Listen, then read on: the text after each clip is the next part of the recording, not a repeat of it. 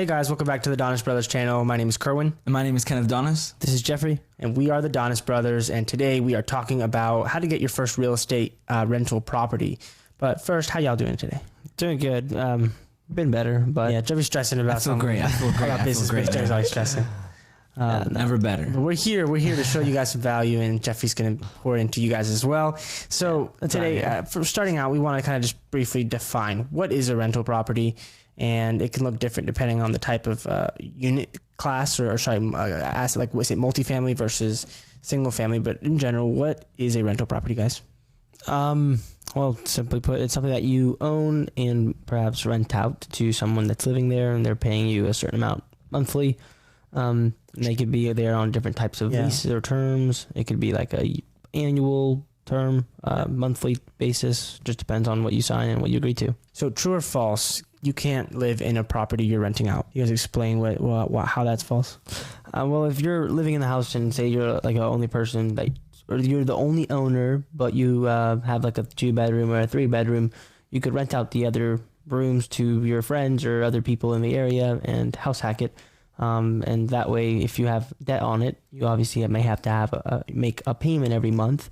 Two of the rental income that you're getting from the 2 units could pay that and more, and you can actually make money rather than having to just spend money on that. Yeah, and you're also saving money because let's say they're covering your living expenses, then you're pretty much living for free and maybe even cash flowing if there's some left over after that, right? Yep, exactly. Awesome. So in general, what are some of the benefits of having a rental property? I think it's probably common sense. I mean, if you clicked on this thing, you probably already are aware of some of them, but I can start out.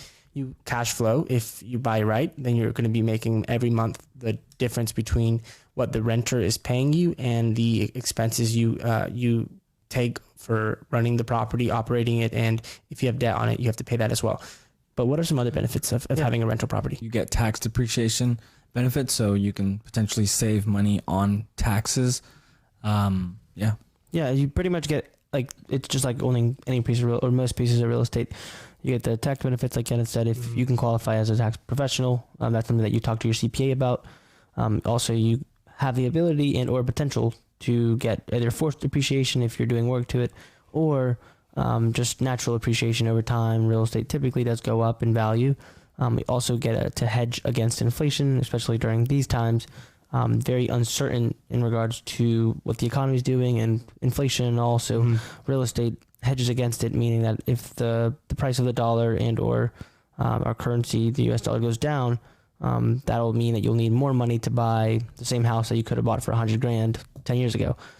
As that price goes up, so does the value, because they're correlated, right? So, or not correlated, may not be the right word, but they pretty much go up together. So that's how it's a hedge against inflation as well. And these are all benefits that you get as a real estate investor. Yeah, and it's awesome to have a rental property. We encourage anyone, we're not giving financial advice, but it's always a good idea to get into real estate. But are some things to consider. For starters, when you're working with a rental property and you're looking to get one, you have to understand, yes, you're making cash flow, but I wouldn't say it's passive income, because it does involve, to some extent, active involvement. You'll have to be working, and you guys want to chime in on, maybe we don't have to go into any personal experiences yet, because I want to dive into that. But what are some tasks or roles that a property owner, real estate investor will have to fulfill when they're operating or overseeing a rental property, even if they aren't managing it themselves? Yeah, I mean, even if you have let's say you don't have a property management company, you're gonna have to be the one to find a resident to live there, which means that you're gonna have to qualify them, take phone calls, walk the property with them to show it to them, and if that takes a few people, because the first one may not be interested in it, then that takes time, energy. Also, every single time that one of those residents moves out, someone has to clean it, so you're gonna have to pay for that or do it yourself. Also, any repairs, you either pay someone to do that or you do it yourself, but either way, that's going to take time or money.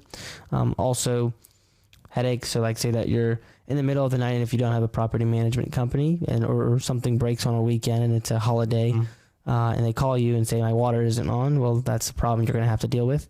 Now, there are benefits to having a property management company, which I don't know if you want me to, Yeah, you can briefly touch on that if you want. Yeah, so what a property management company is just you hiring typically a third-party company that specializes in managing rental real estate. So they're typically like going to do all the things I just said for you, but you pay them out of the income that you're producing from that rental. They get a piece of it for managing it. And what they typically will do is handle the leases. If you have to evict someone, sometimes they'll handle that as well. We do the same thing with our multifamily properties. We have property management companies that deal with all that, but at the same time, it's not like a complete hands-off thing. Mm-hmm. I think you do want to have like some type of follow-up or some Oversight. type of oversight with your property management companies so that you make sure that they're doing the best job that they can. Because at the end of the day, it's your property, not theirs, and you're going to have your best interest in mind. They may not, so you just want to make sure you're on top of Kenny, that. what does that look like overseeing a property management company? Like, what are some things that what would that look like in terms of tasks and for the real estate investor? Well, I guess just making sure that they're, filling up the units on time, making sure that, if there's repairs that need to be done, that they're being done on at a timely manner. Obviously that they're keeping track of payment. If they're also, if the tenant is not paying, making sure that they're, in a timely manner filing for eviction and things of that nature, Yeah. And also, if you have a property management company, you still might have to approve of major purchases and things like that if it's above a certain amount. And also you might have to come out of pocket if it's a major expense. So things like that, it involves, you're still on the line for when it comes to managing and maintaining a rental property. Now, dealing with tenants, Kenneth mentioned it, but that's another big part of being a real estate investor and having a rental property.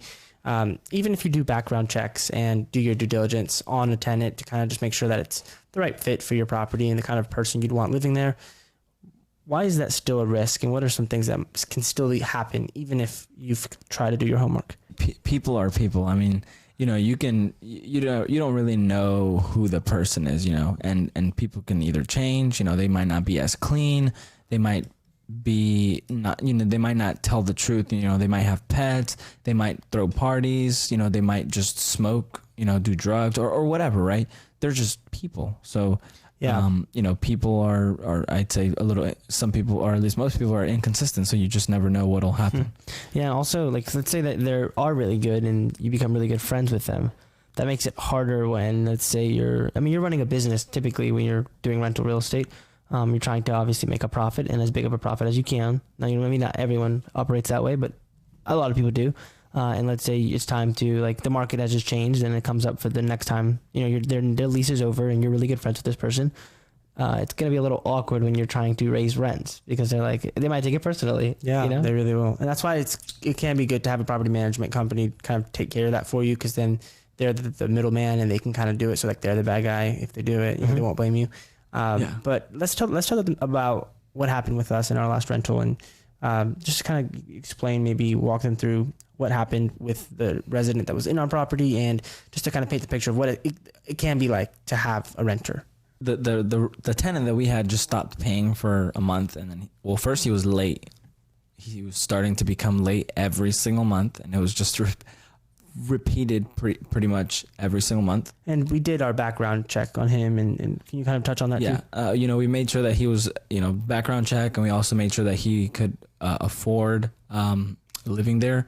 But yeah, so he was late, and then he just didn't pay last year, I think November, and he didn't pay December, and then he didn't pay January, and we eventually had to go through the eviction process, get him out, and he just pretty much destroyed the place. Yeah. It wasn't that bad. But make it seem like he burned it down or something. So there was just a lot of trash. There was holes in the wall.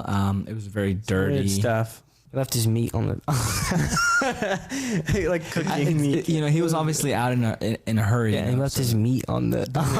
He left groceries all over the counter. What kind of meat? It was just like patties and it was stuff, like you and me come back from the grocery store and out of nowhere, our fresh meat we just leave out. We gotta put it in the fridge. Yeah, he had a lot of food in the fridge too. But yeah, it was just not well taken care of. Yeah. And if you have to evict a tenant, you have to pay for the attorney fees. And like Kenny said, we have to, not only are we not making rental income that month, but we're also having to cover the debt if there's debt. So that's coming out of our pocket. And that's something that people might not tell you about if having a rental, it's not always pretty. And even the best of tenants that maybe have the best on paper track record and they look really good on paper, they might still kind of turn on you and you have to deal with that. So that's just a reality you have to face. and this can eat into your cash flow. We experienced that firsthand. Now let's get into the good stuff. So that's just a preface of disclaimers. This is what the reality of it can be. It's still worth it if you want to. We know a lot of people that make a lot of money. There's a guy we know where we heard about that has, I don't remember how many single family units he had, but how many? I think 5,000. Yeah. So we came across, apparently there's a real estate investor that has 5,000 single family units, and I'm sure he's making great cash flow there. And I don't even want to know how he's managing them, but point is, it's possible to be really successful in the single family space. And, if that guy can do it, I'm sure you can as well. So that's just proof that it is possible. But starting out, you might have questions about financing. We did another video on that, but in general, there's different ways to fund your property. You can get private lending or find a JV partner. Jeffrey, can you just briefly explain on what that is really, really quick? Yeah, well, JV, just joint venture, when you partner with someone, typically, it can be any type of percentage. It could be 50-50, 60-40, depending on how you write it up. But typically, let's say that you don't have any money, and what I think Carmen's referencing is you may do all the work. You may be the one, doing all the physical labor and or day-to-day work, and someone might just front all the money. So that's what they're doing, and half their part of the deal is just actually providing the funds, and you may be the one actually doing all the active investing, if that makes sense. Yep. And private lenders, of course, like you said, they can bring the money and you can find the deal. So if you have a deal but you don't have the way to buy it, you can find someone typically at a networking event, or even biggerpockets.com, Instagram. You can really just find these private lenders anywhere. A lot of times they want to see you have some experience. It depends on the private lender.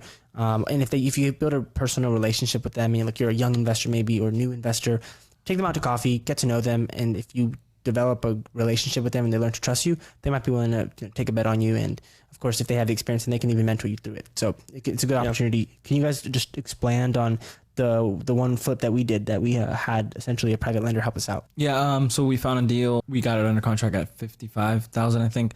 And the private lender he was a cash buyer of ours, and he had a few flips going on at the moment. And we were going to wholesale the property to him, and he said, hey, instead of wholesaling it to me, how about I pay for the purchase and the rehab budget, and then we split the profits on the end, but you manage everything. So that was a good, a good opportunity for us, of course, but also a good example. Basically, he funded the 55K, and I think we spent 35 in rehab, and then sold for 135 or something. Absolutely. Like that. And so that's one option. You can find a private lender or a JV partner. That was an example of a JV deal right there. You can also get bank financing. We're not I don't think we've ever taken out traditional bank financing for a single family property, but I did some quick research just in case you guys can, this is all public information, but if you need to know, down payments typically range from 20 to 25% on these type of loans, and interest rates right now are changing very rapidly. So by the time we release this episode, it might even have changed by then. So it's not even worth me mentioning what they're at right now. But good credit scores, typically 720 plus, will help you get good loan terms. And that's, of course, important, because that lower your interest rate and the better your terms, the more you can cash flow. And if you're buying a rental, or the more you can profit if you're flipping. But this episode's about rentals and actual long-term holds.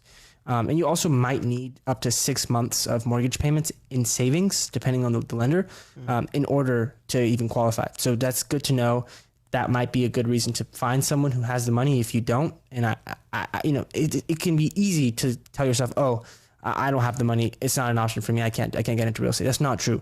You just have to know the information, know what you need, and then go out and find somebody that has that, because you can JV. You might have to give up some equity, but if you have an abundance mindset and are willing to share with someone, it can totally be worth it, because you can just get your foot in the door and get your track record started. Do you guys agree? Yep. Yeah. And I would also say, you can also do FHA, and like they mentioned, live in it, 3.5% down. They're a little bit more flexible. So, I think you can have a little bit lower of a credit score, and then obviously less income, but majority of bank loans, you need to have a W-2 or at least be able to show proof of income. So that's the only, negative about bank loans. Yeah. Now, we've talked about these other two strategies before, but since we're talking about how to get your first rental in this episode, we can briefly touch on how we got our first rentals. Creative financing was seller financing and subject to. Just really briefly, can you guys explain on those two deals how we did it? And you guys can take turn. Yeah, I can do the seller financing as I always do. So pretty much when we were just cold calling like we always did, and we generated leads. we started learning different types of strategies to acquire properties because we learned about creative financing through YouTube, just like we did with wholesaling. So we were like, well, if we can't wholesale it, maybe we can get it on terms. So what we said was, hey, Mr. Seller, I know you're looking for, let's say, $100,000. We can't pay that cash, but we might be able to do that on terms. Would that be something that you'd be interested in? And they would say, well, I'm not sure what that is. And then I would say, yeah, well, we would pretty much be making payments to you, let's say, over 20 years, and until we pay it off in full. And they would say, oh, okay, well, yeah, eventually, obviously, that's not how it went, but like that's in theory. We would then negotiate the terms, which would include the interest rate as well as a down payment. And if possible, we wanted no interest and no down payment at whatever price they wanted, as long as we could cash flow. Now, that was the whole point. We'd give them their price on our terms. So the point of why we would do that is because, say that you can agree on a payment. As long as I know I can rent it for more than that, where I'm cash flowing a certain amount that makes me happy, I'll do that deal. And that's what we did on one deal. I don't remember the exact numbers. Kenneth, you might remember exactly what the terms were, but we ended up cash flowing like $200 a month on that. And we were able to at least option on the back end when we got it on seller financing terms. And I do know that, I don't remember the purchase price, but I do know we got it at 0% interest rate and 0 down payment. Yeah, so we won't dive into like all of the minutiae and details, but Kenneth, you explain. Subject to is just basically when you take over the existing finance, meaning you buy a property, you take title to it, but the loan stays in the seller's name. So you own it, but you're telling the seller that you're becoming responsible for the loan, but you don't have a liability to the loan. So if you didn't pay, obviously you never want to do this because you can get in legal trouble. But if you didn't pay, it wouldn't necessarily affect you directly because it's not under your name. But obviously you're making, it's your responsibility to pay it if you say you're going to do it. So yep. And so these are some ways to finance, your first rental property, but some ways to actually find it. And we can briefly, we've talked about this before in our wholesaling episode, but you can market direct to seller if you're looking to potentially wholesale in that way. If you get a deal and it doesn't work for your actual portfolio, you can wholesale it, and that just quickly means assigning the rights to that property to an end buyer, and you make a fee for finding that deal. That's one option, but you can cherry pick essentially these properties. So as you're marketing yourself directly to sellers, then you can choose, I want to keep this one, I want to wholesale this one, I'll maybe flip this one. But if you want to build your rental portfolio, you have first dibs on those that you're actually marketing for. You can also, if you work with a real estate agent in your area and you can meet these people at local networking events, you can go meet a real estate agent and have access to the MLS multiple listing service, and you can go there, and that's where you can find on-market deals, but they're still good deals. Kenneth has known a lot of investors who still find deals there. You can find properties that need work, fix them up, or just rent them as is. You can also, what are some other ways you can find deals for single family? For your the bank, or what are they called? Like SEO, courthouse auctions. I don't know if those are. You can try those. Those are good. Those are auctions. You can go to the courthouse. Yeah, auctions. You can drive for dollars and look in your neighborhood and see if there's any dilapidated properties in the area and see what might need work, and try to reach out to the owner of that property. Yeah. You can find out what their number is. If you guys want us to, we don't want to get into the details, but if you want us to figure out or help you figure out how to contact a certain owner of a certain property, we can explain that in another video. If you'd like, just let us know down in the comment section below. Also, now is a good time to subscribe to our channel and like the video. And hit the bell notification, because we're trying to put out a lot of content, and that way you are notified when we release another video. Absolutely. And so is there any other way you guys can think of before we move on to our next point? Driving for dollars. Yes. Door knocking, driving for dollars. A lot of you network with wholesalers and meet wholesalers in your market. You can meet them at networking events. You can meet them in Facebook groups. You can meet them on Instagram. And it's just so easy to meet these people. They're everywhere if you know where to look. And let us know if you want help finding these people. We can help you. But meeting wholesalers, they're all day, every day, they are marketing towards homeowners. So if you don't have the time or the money, you build a relationship with them, take them out to coffee, offer to buy them lunch, build a relationship with them. No one shows wholesalers any love. So if you do, as a cash buyer, you will stand out among the crowd. They will send you their deals. You can make awesome deals and either flip them or rent them out yourself. And if you want to build your portfolio, that's what I would do if I could go back in time and I was focused on being a flipper or a renter, building my rental portfolio. I would just network with wholesalers. Shout out to Leica Devatha. She gave me that tip and she's awesome. Now, buying a rental property in general, just some quick tips, and we can touch on the market. I want you guys to expand on quick things to look for in a good market, but I'm going to explain that you should not buy, at least in my opinion, you should not buy for appreciation. So you shouldn't buy a rental property saying, oh, it's going to go up in value in 5 years and it'll be worth more. That's the cherry on top. What you should really be focused on is a property that will cash flow. Because if the economy takes a downturn and the property values go down, you know that you can still find a renter for that property and you can still rent it out and make profit every single month because you're profiting cash flow. It's still cash flowing, putting money in your pocket. And then if it does go up, $100,000 over the span of like 10 years, that's such a pro. That's a plus, it's just extra, but it's not the main reason that you're actually interested in the property. Yeah. And that's a benefit of getting into a good market that's growing. And the way that you determine that good market is a lot of different reasons. Like it could be population. It includes population growth. You want to see and make sure that there's people coming in the wherever your market you're looking in.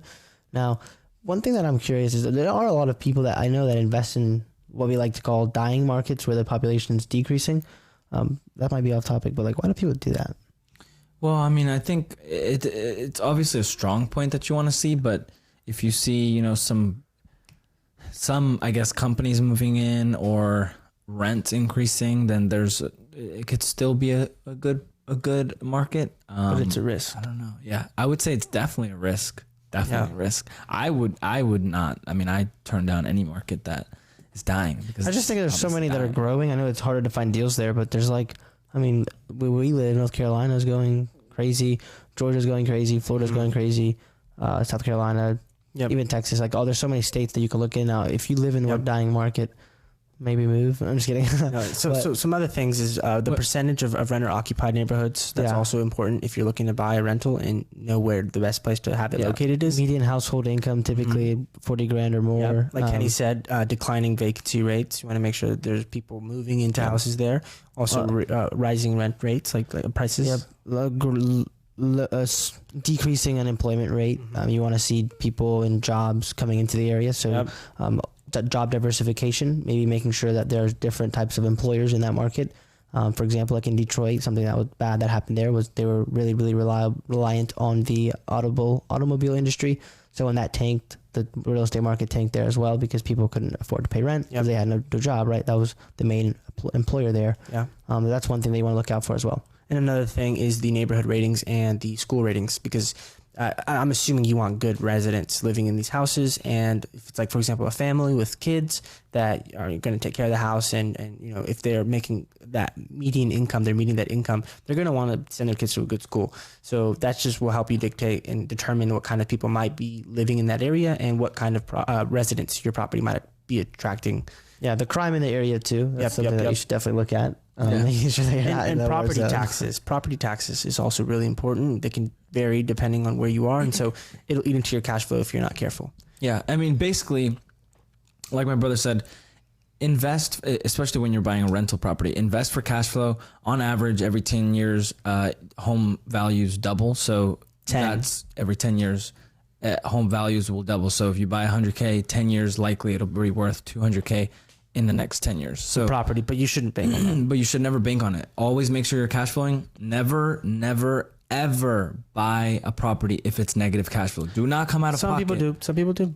It's just our philosophy. It's against our philosophy, but we're not going to tell you what to do. Yes. This is not financial advice, but the reason you shouldn't is because if you're not cash flowing and something were to happen, that property is then, like for example, if you lose your job, you're not able to pay that property and then you can lose it. That property should be able to pay for itself, and then you should still make a little bit of money off of it. The reason to hold it, you're basically getting paid to wait for it to potentially make you money. Yeah, and it's crazy because I was at a Bigger Pockets event, networking event once, and this woman told me that she bought a property and it was negative cash flowing. And for me, like an asset, I just have it ingrained in my mind that an asset is something that puts money in your pocket. And she was buying real estate property like as if it was an asset, but it was taking money out of her pocket every month. It's just crazy that that's therefore not defined as an asset anymore. It's a liability. Unless I think like the reason that we have to explain why we think the way we think, it's because it's less risky if it's cash flowing. That's why we're trying to say that's why we do it. Now you can do whatever you want, but we think it's a smart idea to do it if it's cash flowing from day one, so that way you're mitigating the risk. Yes, and this is not just like we didn't come up with these ideas. Our mentors also agree with this. Robert Kiyosaki, Ken McElroy, McElroy. Ken McElroy. Sorry, You're going to get it right one day, I promise. Ken McElroy. He also agrees with that, and just a lot of smarter investors than us have taught us that, and so we're relaying that information to you. You do with it what you will. Also, in general, some final tips. Invest with the long-term view. Do not invest with short-term. If you're looking to hold a property, then it's a long-term play. It should not be a short-term play. You should not expect to make 10x in a year. Any other final tips? Yes. Open up an LLC and put the property in an LLC. And just because the reason you should do that is to protect yourself. And that way, if something were to happen and you're not getting sued directly, they tried to go through the company and then they usually can't get to you. So we're not piercing the corporate. We're not. Yeah, we're not. Like I said, we're not like, attorneys by any chance, but that would be a good way of just protecting yourself and just putting another layer of protection between you, and that way they're not able to sue you directly. Yeah, talk to your attorney about that for sure. How to set up the corporate structure and all that. Yeah. That's a tip though. Go to talk to your attorney because you don't want to have it in your name. That's just a great way to lose the property. Yeah, you don't want to face any problems. But it's definitely never like a bad thing to talk to an attorney. For sure. Well, that's all we got for you guys today. We hope you got value. Let us know down in the comment section below. Make sure you like and subscribe to our channel. And like Kenny said, turn on the notifications so you are notified when we release another episode of the Real Estate Monopoly Show.